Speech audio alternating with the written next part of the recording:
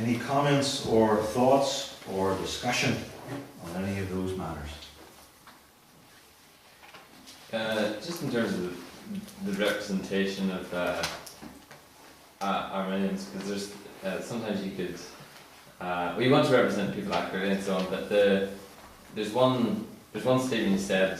I'm not sure that some Arminians would agree with it, and it's that you mentioned like plucking the petals off the flower. He loves me not. Yes. I think if somebody was a consistent Arminian, they'd say, well, God, of course God loves me because He loves everybody head for head.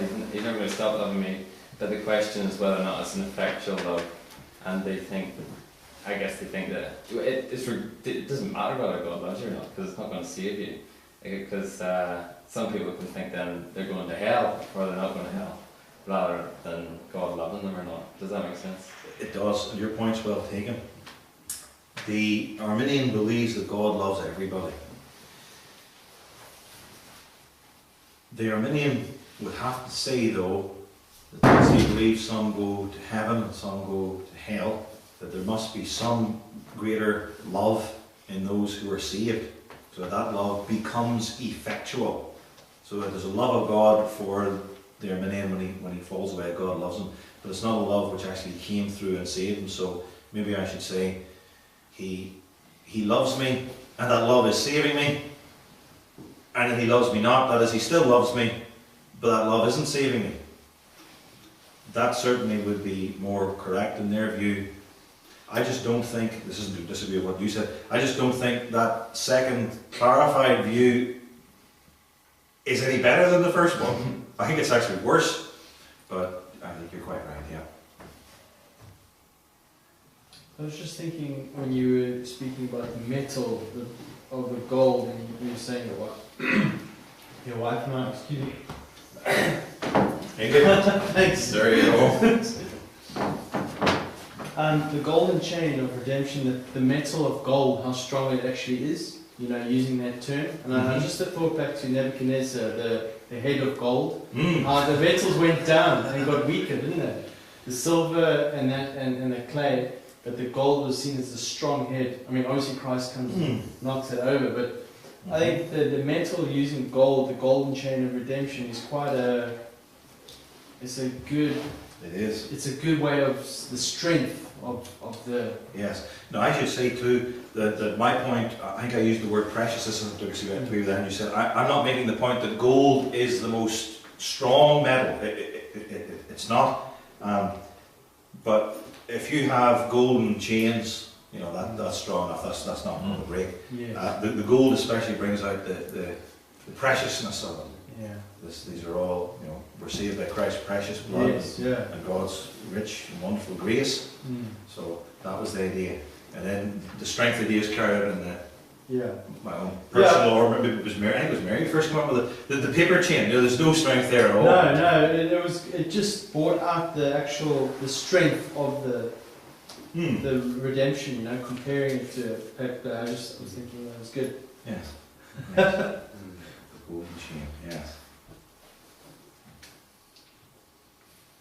Could you say a word about Romans 8 verse 29, for whom he did foreknow, then he did predestinate, and they would jump on that and say it's him and God in his foreknowledge, foreseeing, foreknowing who would believe, and that's the basis for the predestination of those who would believe.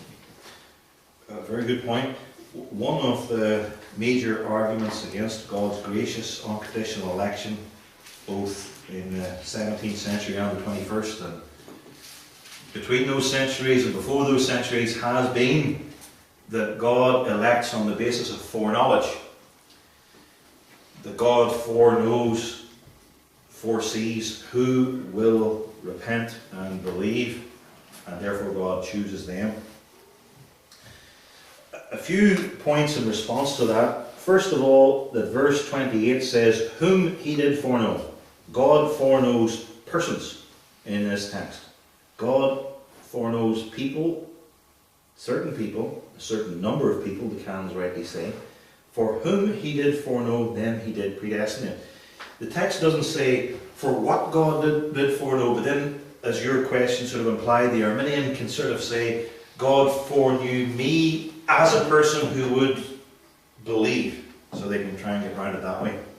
Then the next point to make regards the word, concerns the word know. Adam knew Eve. They hadn't just met earlier that day and exchanged business cards. Sexual intercourse, they had children. Jesus will say to some on the last day, "Depart from me, ye cursed, I never knew you." Which doesn't mean that here's Christ on the last day, equipped with knowledge and power and justice to judge the world, and someone appears and Christ looks at them and says, as it were, "Who are you? I received no information about you. We have no books about your deeds. Can you give me your name?" When Jesus said, "I never knew you," he means I never knew you with the knowledge of love. Because take the word in English, I know that 2 and 2 equals 4. I know my wife. I know my friends. I know God. The word know means something, and what it means is often determined by the object of the knowledge. Now this passage says, "For whom he did foreknow." The "for" means know before. And this indicates too another problem with Arminianism, because it's a right nest of rats or vermin, that it is a completely wrong view of God. The idea that God foreknows things in the sense that he looks down the corridors of history, sees things which are going to happen, and then reacts, is wrong on a whole host of fronts. Number one, God doesn't react to anything. God decrees so that everything which comes to pass happens according to his eternal counsel and plan. So it's not something happens and then God knows it. God knows it, and God knows it through his decree, and therefore it happens. What the passage is teaching is, for whom God did foreknow, he did predestinate. It's making the point that God's love of us logically precedes his choice of us. This is striking too, because God loves us and therefore chooses us. God doesn't choose us and therefore love us. That's hard to get a hold of. Here God is picking the bride for his son. He loves certain people sovereignly, and therefore he chooses us. And then he calls us, and he justifies us, and he glorifies us. For whom he did foreknow, he loved eternally. He chose those same people to be conformed to the image of his Son, so that his Son might be the firstborn among any brethren. That was the goal, the preeminence of Jesus Christ, that he might make us the brothers of Christ, so that he would be the firstborn among them all. And it reminds me too, this is the Old Testament parallel to Romans 8 verse 29. It reminds me of Deuteronomy 7.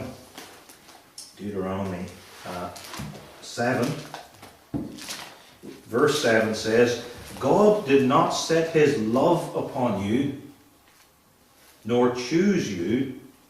Interestingly, love nor choose, the same order. Whom he did foreknow, then he did predestinate.